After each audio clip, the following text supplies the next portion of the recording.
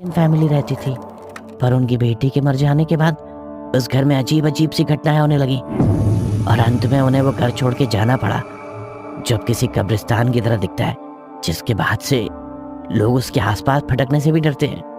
Intern की बात सुन director का इंटरेस्ट उस बंगले में बढ़ने लगा और उसे उस बंगले के बारे में और भी कुछ बताने को कहा।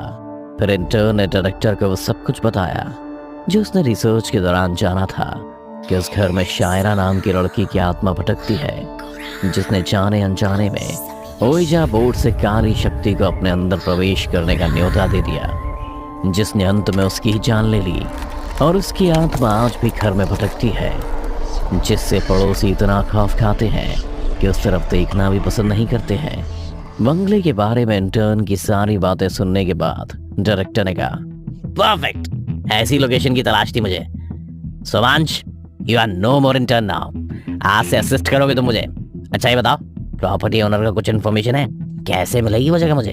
सर, सब इन्फॉर्मेशन लेके आया हूँ मैं। आप कहें तो मैं एक बार बात कर लूंगा। कर लूंगा नहीं सोमांश, आप ही करो, पैसों की परवाह नहीं है, हमें बस वो बंगला चाहिए किसी भी हाल में, समझे? डायरेक्टर की जोशीली आवाज सुन सोमांश में भी जोश भर गया था और वह आधी रात में ही बंगले के मालकिन को कॉल लगा देता है। हेलो हेलो, हाँ कौन? जी, हमें आपका बंगला रेंट पर चाहिए फिल्म की शूटिंग के लिए। कीमत मुंह मांगी मिलेगी, मना मत कीजिएगा। बंगला रेंट पर चाहिए, ये सुन के हाउस ओनर का दिमाग घूम गया, जिस पर वो चिल्लाते हुए कहती है, इतने रात गए तुमने इस बात के लिए मुझे फोन किया? तुम्हें पता भी है कुछ मेरे बारे में या उस बंगले के बारे में कि बस मुंह उठाकर कॉल कर दिया?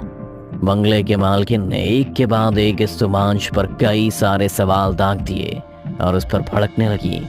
सबको यही लगा कि भूतिया बंगला तो मिलने से रहा। तभी सोमांश ने प्यारी सी मुस्कान के साथ जवाब दिया, सब कुछ जानता हूँ आपके बारे में मैं सेना। पहले आपके पति ने आपका साथ छोड़ा, फिर शायरा की मौत के बाद आपका बंगला शापित हो गया, जिसमें ना आप रह पा रही हैं और ना ही उसे खरीद रहा है। और तो और आपकी नौकरी भी जा चुकी है और सेविंग्स के पैसे भी खत्म होने को हैं। आपकी हालत ये हो चुकी है कि अब आपके गोरे जिस्म से भी उनका दिल उतरने लगा है, जो उसके बदले आपको नोट देते थे। अब रोज रात आप महंगी विस्की की जगह सस्ता ठर्रा पीते हुए यही सोचती हैं कि अगले महीने का खर्च कहाँ से लाऊंगी। पर हम फिल्म वाले इतने बुरे भी नहीं हैं, आपके बुरे वक्त में आपके काम आ सकते हैं। तो मैं डील डन समझू ना मिसे ना? कितने पैसे मिलेंगे? ऐना के सवाल ने रावत के चेहरे पर राहत भरी मुस्कान ला दी थी। वो सिगार का पफ लेते हुए सोमांश के पास गया और उसे गले लगा लिया, क्योंकि इस वक्त सोमांश उसके लिए कोई जादूगर था जिसने पल में उसकी सारी मुश्किलें गायब ही कर दी थी। उधर सब कुछ तय हो गया था कि क्या और कैसे होना है। फिर आया शूट का दिन।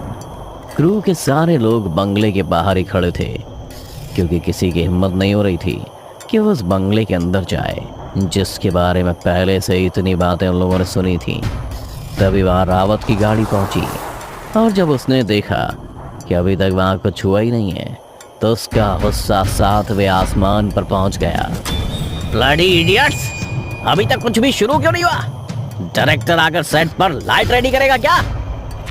रात को इतना गुस्सा होते देख फिल्म की हीरोइन बाहर आई और इस कामुक अंदाज में से समझाते हुए कहा, रावत डियर, इतना गुस्सा मत करो, हो जाएगा सब। और इसी बहाने मुझे सीन समझाने का तुम्हें थोड़ा और वक्त मिल जाएगा।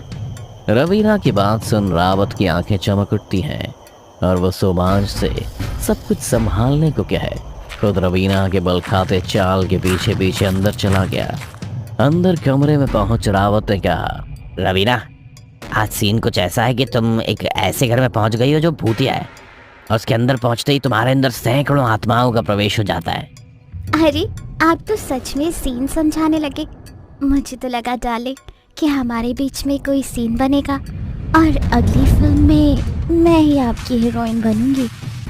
मेरी हीरोइन तो तुम हो ही जाने मन। इतना कहते ही रावत ने रवीना को दीवार पर टिकाया और उस पर टूट पड़ा। दोनों एक दूसरे से ऐसे लिपट गए जैसे सांप से चंदन, और इससे पहले कि वो सारी हदें पार करते, एक जोर की आवाज ने उनके प्यार में रंग में भंग डाल दिया और वो उस कमरे से निकलकर हॉल में आ गए, जहां सभी ने शायरा के कमरे में लगे उस लकड़ियों को हटा दरवाजे को तोड़ दिया था। कमरे के अंदर ठंडक और अजीब सी शांति फैली थी। सुमांश ने कमरे की लाइट जलाई, जो कभी चलती तो कभी बुझती थी। इसी कमरे में लगा क्रॉस अपने आप ही उल्टा हो गया, जिसे देख क्रू का एक आदमी चीखता हुआ बंगले से बाहर की ओर दौड़ पड़ा। आदमी की चीख सुन सबको किसी अनहोनी का एहसास हो गया था। सबके कान खड़े और डर के मारे खून गर्म हो गया था। देखते ही देखते सारा क्रू बंगले से बाहर जाने को दौड़ पड़ा, मानो जैसे उन्होंने सच में कुछ देख लिया हो। सुमांश ने भी काफी कोशिश की, पर वो किसी को रोक नहीं पाया। अब इस बंगले के अंदर सिर्फ रावत, रवीना और वो ही बचा था। अब बंगले का दरवाजा बंद हो गया। रावत सुमांश से कहता है, सुमांश, ये कौन मजाक कर रहा है हमारे साथ? दरवाजा अपने आप कैसे बंद हुआ? रवीना, रवीना कहाँ गई? क्या हो रहा है यार? क्या हो रहा है यार? मैम अभी तो यही थी और ये फोन का नेटवर्क भी गायब हो गया, पता नहीं कैसे। सुमांश गुस्से में अपने मोबाइल को पटकता है।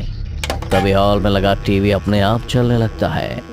रावत और सुमांश दोनों को ये समझ नहीं आता कि आखिर ये कैसे हुआ। देखने के लिए जैसे जैसे वो टीवी के करीब बढ़ते हैं, वैसे वैसे वो और तेज छिलमिलाने लगता है, जैसे किसी ने एंटीना गलत डायरेक्शन में घुमा दिया हो। फिर अचानक से उस टीवी से एक तेज आवाज आई और उस पर रवीना देखने लगती है, मानो वो जैसे कहीं फंस गई हो और उसका वीडियो इस टीवी पर चल रहा हो। रवीना को ये टीवी के अंदर फंसा देख रावत के रोंगटे खड़े हो गए। वो टीवी के पास पहुंच उसे आवाज देने लगा, रवीना, तुम कहाँ फंसी हो? बताओ मुझे। मुझे नहीं पता संजय, प्लीज मुझे बचा लो, मैं मरना नहीं चाहती। इतना कहते हुए रवीना रोने लगती है और मदद के लिए अपना हाथ आगे बढ़ा देती है, जो देखते ही देखते टीवी के बाहर आ जाता है। रावत भी न जाने क्या सोचता है और उसका हाथ थाम उसे खींचने की कोशिश करने लगता है, पर रवीना टस से मस भी नहीं हुई। टीवी के अंदर इसकी आंखें लाल होने लगी और फिर उसने एक झटके में रावत को अंदर की तरफ खींचा और खींचते खींचते उसका पूरा हाथ टीवी के अंदर ले लिया। पर इससे पहले कि रावत को पूरा अंदर खींचती, सुमांश ने उसे जोर से पकड़ लिया, जिसके बाद रवीना ने अपने मुंह से रावत के हाथ को उसके शरीर से अलग कर दिया। जिसके बाद रावत और सुमांश दोनों जमीन पर गिर गए और टीवी वापस बंद हो गया। रावत दर्द के मारे ऐसे छटपटा रहा था, मानो जैसे वो कभी भी दम तोड़ते। दर्द से कराते हुए वो वापस से शायरा के रूम में ही रेंगते हुए पहुंच गया और एक कोने में पड़ने लगा, जहाँ सिर्फ और सिर्फ अंधेरा ही था। सुमांश रावत को संभालने की खूब कोशिश करता है, लेकिन संभाल नहीं पाता कि अचानक से रावत के पीछे से एक हाथ निकलने लगा, जो कुछ और नहीं बल्कि रावत का ही कटा हुआ हाथ था, जिसे रवीना ने टीवी के अंदर ही काट लिया था। उस हाथ के साथ रवीना भी अंधेरे से बाहर निकली, जिसे देख किसी का भी सिर चकरा जाए।